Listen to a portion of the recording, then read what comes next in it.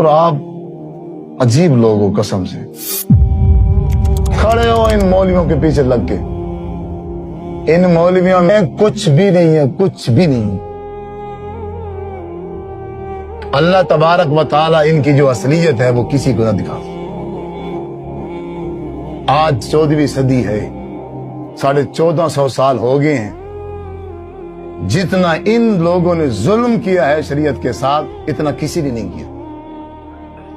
हम सब ने इन पर एतमाद किया, भरोसा किया, मिंबर रसूल का वारिस बनाया हमने।